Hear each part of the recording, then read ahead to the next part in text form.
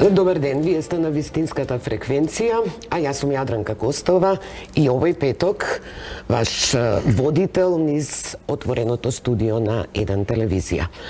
Денеска вест на денот е таа вест ја соопшти премиерот Зоран Заев е дека начелно е постигната согласност за процесот на помирување, а скандалот на денот го обелодени републичкиот јавен обвинител Љубомир Јовески, кој на брифинг со новинарите извести дека 2 години биле прислушувани фиксните телефони во јавното обвинителство. Најдени се 2 хард диска и отворена е предистражна постапка. За ова во текот на денот ќе имаме и повеќе информации и на самиот почеток, како што е вообичаено, да ви соопштам што се ќе гледате во отворениот дел од оваа програма во појасите.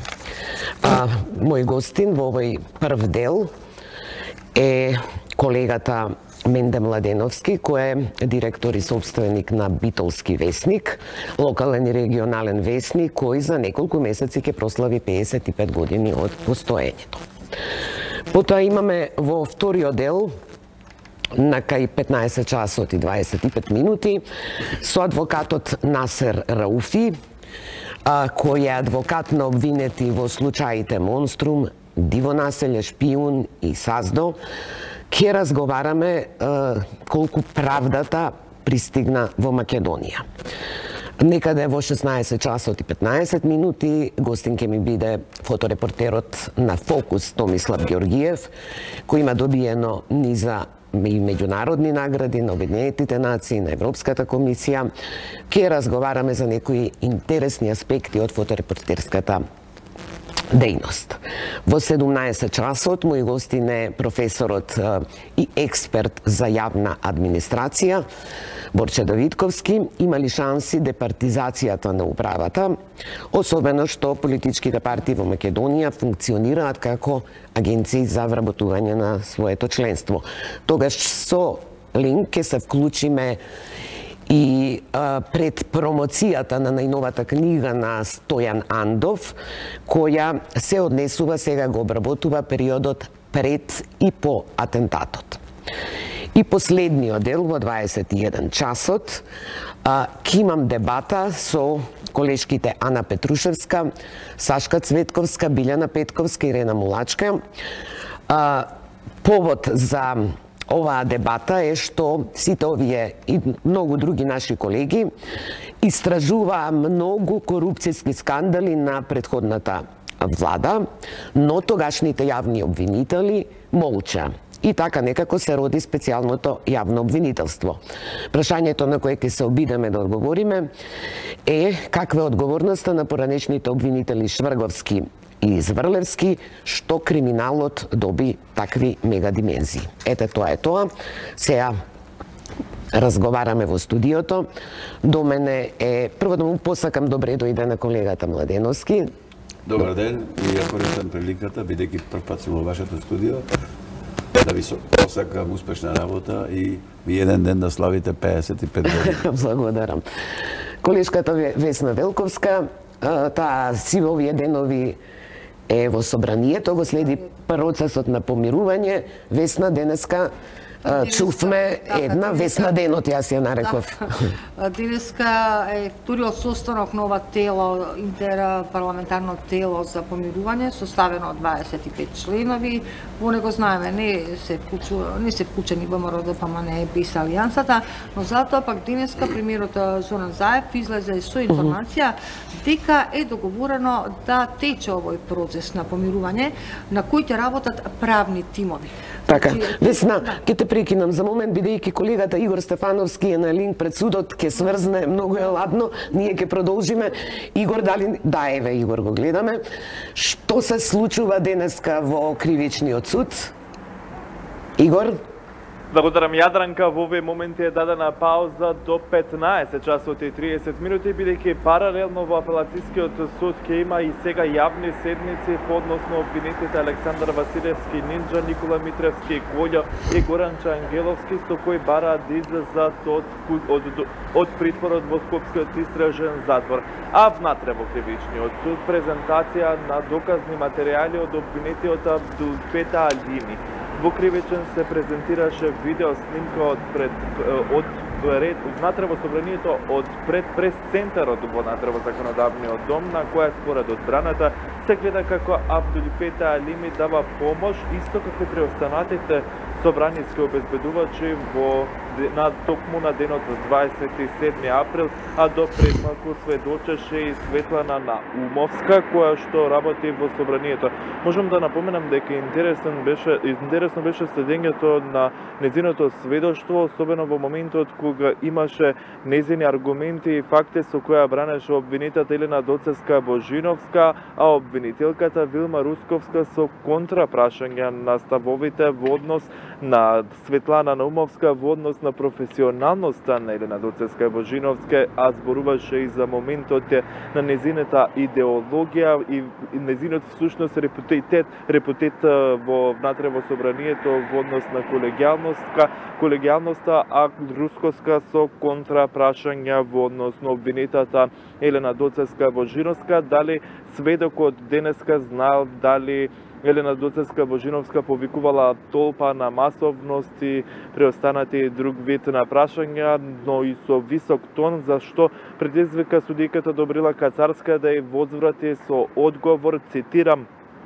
Вилма, немој да ги правиш, да ми правиш тензија во судница.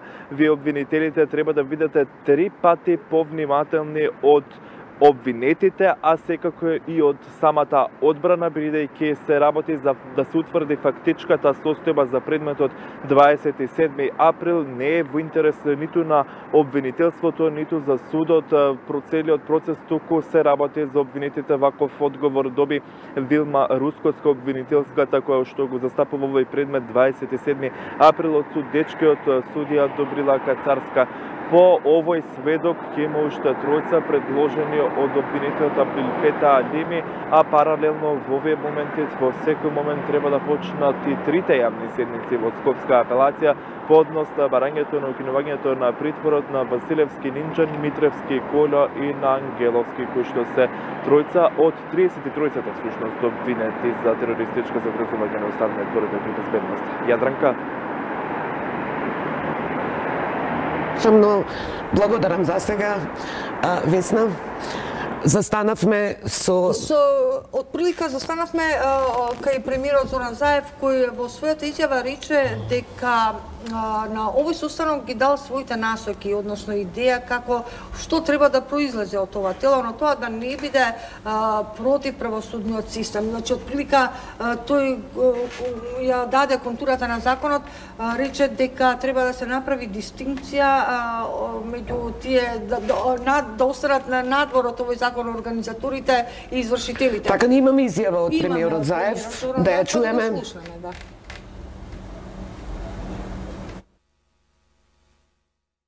Волја постои, желба постои, но секако знаеме дека црвени линии не смеат да се поминат, што е многу важно, да не ни падне на памет да влијаеме во правосудниот систем.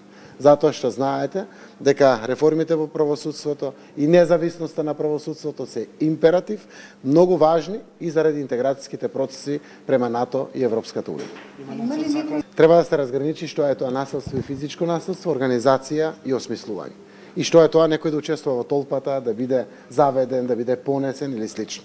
Сите може да се согласиме дека терористичко загрозување на уставниот поредок не е нешто кое што треба да ги опфати сите, така? И не навлегувам подетално, само го кажувам како пример дека имаме потреба да направиме јасни дистинкции и разграничување. Секако, пораката на помирување, на подавање на рака и слично мора да постои, но и пораката на неповторување на вакви работи исто така мора да постои. Оти ние да се помириме во моментот и да тоа се пушти дајдоле до последната клетка семејството, граѓаните на локално ниво, Ако повторно се повторат вакви настани, ништо не сме направили. Така да верувам правните експерти кои што ќе бидат буквално и ангажирани од работното тело, односно од интерпарламентарната група, ќе најдат мудри начини и низ постапките по пат на транспарентен начин ќе се донесат законските решенија. Весна, се знае ли колку време ќе работат овие комисии на проектот помирување? До кога би требало да заврши? Немаше крајен рок, денеска беше прашано тоа на еден начин на пресконференцијата, но немаше конкретен одговор, освен дека треба целиот процес да добие на динамика и во вторник ова тело да излезе повторно со некои своји предлози. Таму работат, нели знаеме, 3 групи, интеграција, помирување, реформи, и рекоа дека се отворени за сите пратеници во собранието, но имаме уште еден пар изјави, па да ги слушнеме Александрова и Реминска. Како крајен заклучок дадовме и рокови до вторник овие 3 подгрупи да се состанат, да ги разгледаат своите области на делување, да излезат со конкретни предлози и решенија секој во своите домени и конечно да дадеме една динамика на целиот процес, бидејќи знаеме дека тоа е многу важно и како што кажав и многу пати досега, овие 3 процеси се поврзани, интеграцијата, реформите и помирувањето, и знаеме дека еден без друг нема да го дадат она конечното решение, а тоа е да застанеме на вистинскиот пат и еднаш за секогаш, како свесни граѓани, како свесни политичари, мораме да дадеме шанса на нашата држава да се движи напред. Работата на групата е фокусирана на закон за амнестија. Јас можам слободно да кажам дека работните групи и тела имаат мандат, бидејќи го имаат веќе и составот, ги имаат и представниците од владата што ќе учествуваат во работа на ова тело, ги имаат сите механизми што им се дадени согласно одлуката, да вклучуваат и други пратеници, да вклучуваат правни експерти, да вклучуваат Македонска академија на науки и уметности, цивилно општество, медиуми кои што можат да сугерираат и даваат решенија за овој комплексен процес, кој што е повторно, ќе кажам, во интерес на стратешките интереси на Република Македонија. Весна, за крај, рековме дека ВМРО-ДПМН без Алијансата ја бойкотираат работата на ова тело.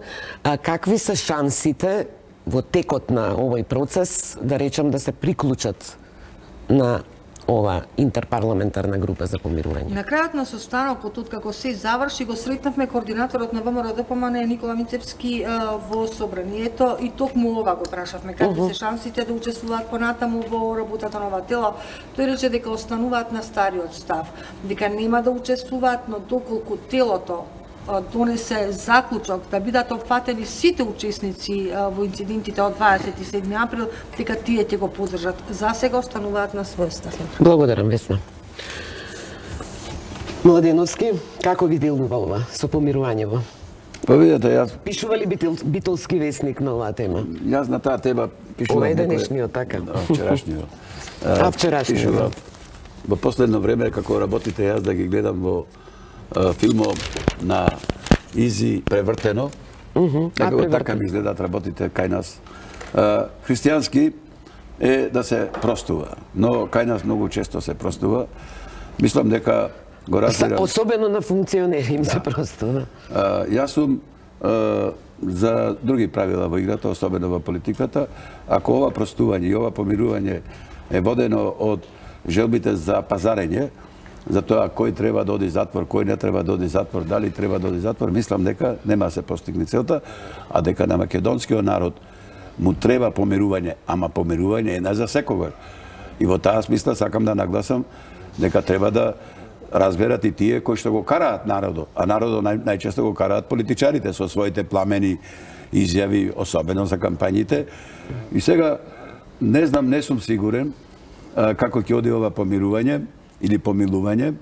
Мислам дека треба да има разлики во тоа, бидејќи некој навистина направија дела, тешки кривични дела, таму кај што не би мислел дека со помилувањето тие ќе сватат дека во еднина не може такви работи да прават.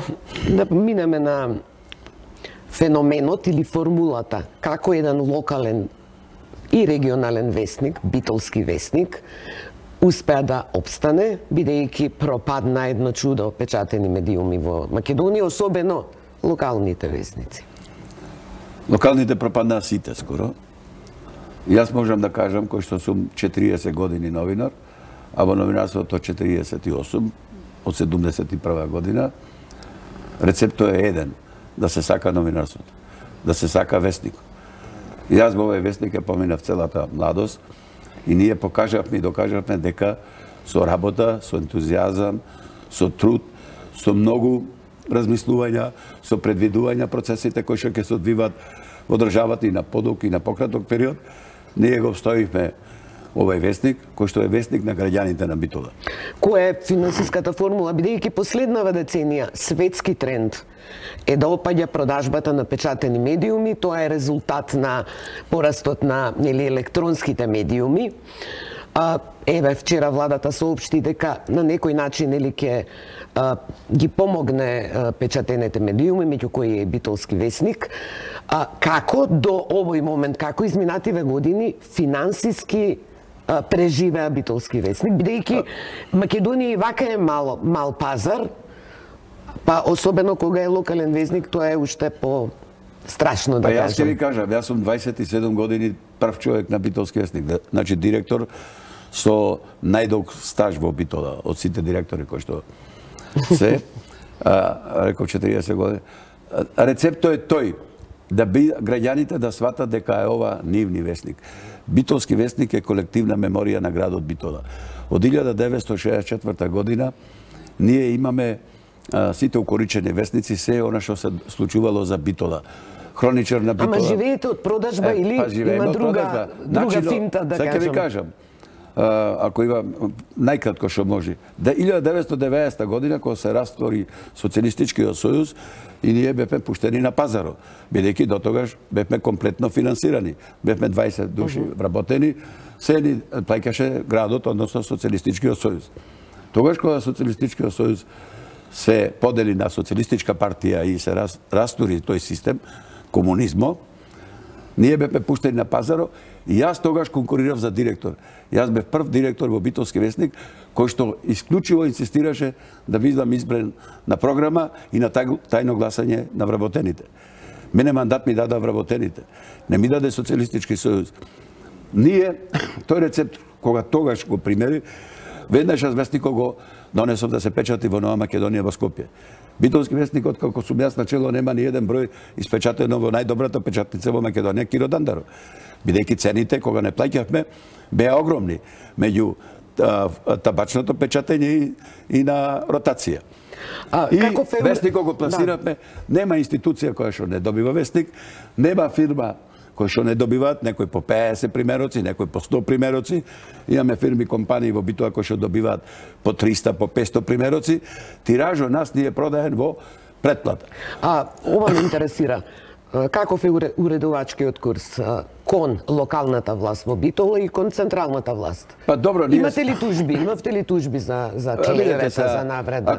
Или одевте афирмативно? Јас не ги бројам вашите тужби кои што ги имавте вие, но јас ќе кажам, многу, а јас ќе бидам прецизен, ќе кажам дека во последните 7-8 години јас имав 14 кривични пријави за клевета и навреда. Сега се граѓански веќе, да. Да, пред тоа. Кој ве тужеше најчесто? Па, видете, мене ме тужа еден центар. Еден центар мене ме дефинира некој, луѓе, како човек кој што не попушта, човек кој што, си води некоја своја политика и решија тие да го уништат Битолски вестник преку мене. А бидејќи не можеа на друг начин да го уништат Битолски вестник, ќе го уништиме со тоа што менде ќе го тужиме за секој напис, буквално. Така беше во фокус, тоа се вестници кај што собственик е новинар, па јас ги прифатив сите тужби, јас ги прифаќав, одев на судење, јас некојаш по 2 пати во денот одев на судење, сите тие побаруваа околу 250.000 евра за мене и... Кој бараше највисока оштета? Ако ви кажам дека тоа може да го посведочи Филип Медарски, кој што ме бранеше на сите процеси, и главниот уредник тогаш беше на Дневник, Зоран Димитровски Жоро, во еден побара, во еден процес, 1.000.000 евра. Значи, кој е тој? Не го откриваш. Тој е собственик на Битола Промет, компанијата, Потоа еден пратеник бивши, Науме Симјановски, од Транскоп, ми побара 300.000 евра. Па да не ви кажувам другите по 250.000 евра, 3 милиони, 5 милиони. Јас веќе не знаев тие дали има реално со тоа што ги бараат тие пари. Но, ќе ви кажам, мене на работа никој од вработените не знае дали јас сум на суд. Јас не ги замарав со тие мои предмети и морам да кажам, најтешкиот предмет кој што го доби Битолски вестник беше со заменик председател на апелација во Битола, кој што ме тужеше затоа што го фатиле под дејство на алкохол. Ние тоа сме се осмелиле да го напишиме. Првата пресуда беше 1 милион денари. И тогаш Фокус направи интервју за мене. Го изедовме апелационото подрачје на Битола и јас тој процес го добив. Значи, сите процеси ги добив. Сега, ви кажувам, тоа беше од центар, еден центар, јас се прашував дали јас заборавив да пишам. Да пишувам. Едноставно, вака си велев, чекај овие, дали сум јас во право или тие се во право, но целта му беше то, да ме осиромашат, да ме направат социјален случај, да ми го земат вестнико, да го банкротираат Битолски вестник и мене лично со моето семејство да ме пуштат по вода како социјален случај. Ама не успеа.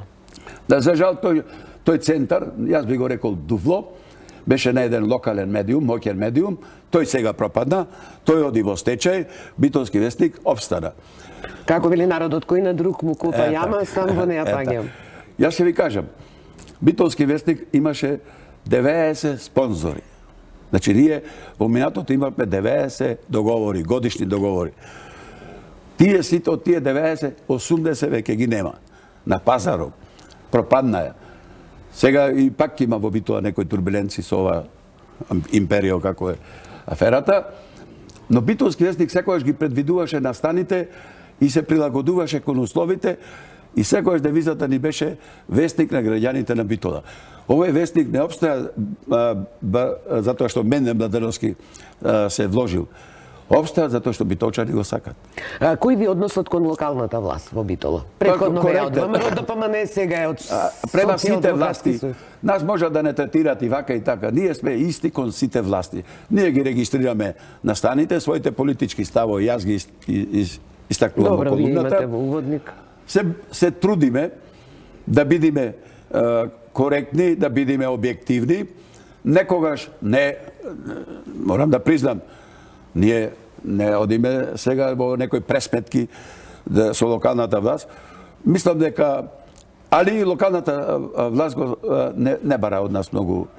Ние едноставно бара да ги регистрираме настаните кои што ги организираат.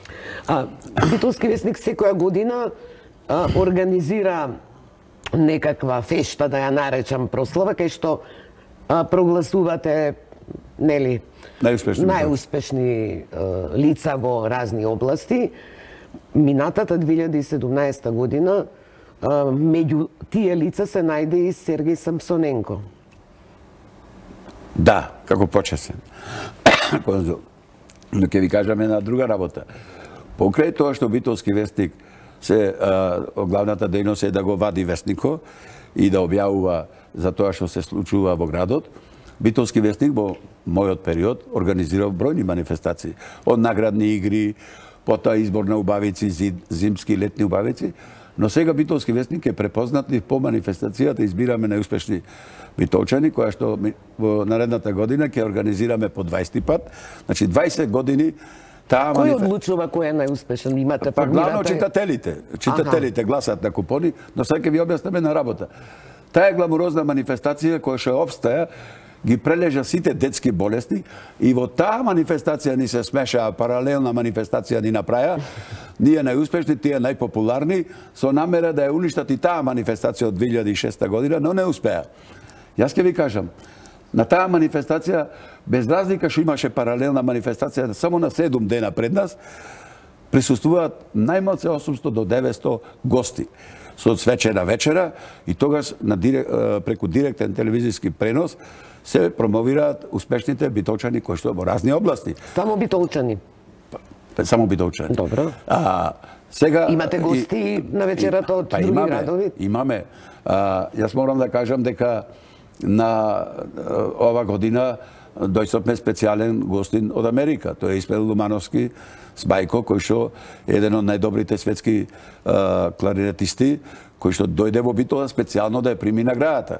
Ова година му доделивме награда на отец Партени од Бигорскиот манастир, за се тоа тој што го има направено. Наши редовни гости на манифестацијата се господинот Трифун Костовски, кој што отворено го поддржува Битолски вестник, затоа што тој ете не успеал да го спаси утрински вестник од пропаѓање. Битолски вестник обстанал, беше чифлиганец, Ванчов чифлиганец и бројни гости кои што не битолчани, кои што не живеат во Битола сите. Имаме доделено досега околу 800 признанија.